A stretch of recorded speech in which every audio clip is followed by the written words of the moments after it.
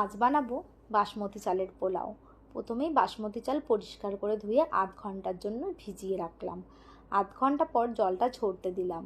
কড়াইতে তেল আর ঘি একসঙ্গে গরম করে ধোঁয়া ওঠা বন্ধ হয়ে গেলে হলুদ মিশিয়ে নিলাম।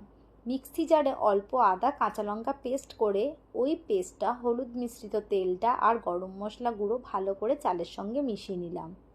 এবার সাদা তেল গরম করে বেশ কয়েকটা তেজপাতা, শুকনো লঙ্কা, লবঙ্গ, এলাচ, দারচিনি দিয়ে নেড়ে কাজু কিশমিশ দিয়ে লাল করে ভেজে ম্যারিনেট করা চালটা ঢেলে দেবো। যতক্ষণ না চালটা থেকে সুন্দর গন্ধ বের হচ্ছে ততক্ষণ এইভাবে নেড়ে যাব। নাড়ার সুবিধার জন্য আমি পাত্রটা চেঞ্জ করে নিলাম। যতটা চাল তার ডাবল জল দিতে হবে। 1 বাটি চাল দিয়েছিলাম, তাই 2 বাটি জল দিলাম।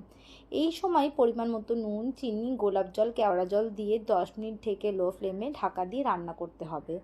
10 মিনিট পর ঢাকা খুলে হালকা নেড়ে আবারও 5 মিনিট ঢাকা দিয়ে মিডিয়াম ফ্লেমে রান্না করে নিয়ে গ্যাস বন্ধ করে ঢাকা খুলে দিয়ে ঠান্ডা হয়ে গেলে হাতা দিয়ে হালকা হাতে নেড়ে নিলেই রেডি ঝরঝরে বাসমতি পোলাও। এবার খাওয়ার পালা। আমি এইভাবে করে থাকি, আমারটা এইরকম ঝরঝরে হয়। তোমরাও করে জানিও তোমাদের কেমন লাগলো।